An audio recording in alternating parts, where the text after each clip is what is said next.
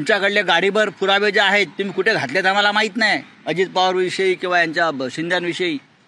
पण आमच्याकडले पुरावे जे आहेत ना, आम्ही गाडीभर म्हणत नाही, आमच्याकडे 4च फायली आहेत, त्या भारी पडतील या महाराष्ट्रावर.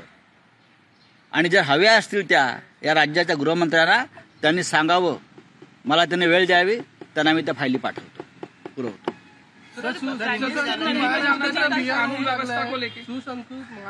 नाही नाही, बिहार अत्यंत खूप सुसंस्कृत, संस्कारी आणि कायदा आणि सुव्यवस्थेच्या बाबतीमध्ये बरं आहे. महाराष्ट्र बिहारच्या पुढे गेला या बाबतीत. उद्योग, कृषी, विकास या बाबतीत महाराष्ट्र मागे पडला आणि गुंडगिरी, झुंडगिरी, माफियागिरीमध्ये महाराष्ट्र पुढे चाललेला आहे. याचं कारण या राज्याचे मुख्यमंत्री, या राज्याचे गृहमंत्री, उपमुख्यमंत्री हे गुंडांना पाठीशी घालत आहेत. राज्य गांडीच्या हातात आहे, त्याच्यामुळे गुंड फोफावलेत. आणि जेव्हा गांडूंचं राज्य येतं तेव्हा गुंडांचं राज्य सुरू होतं, लक्षात घ्या.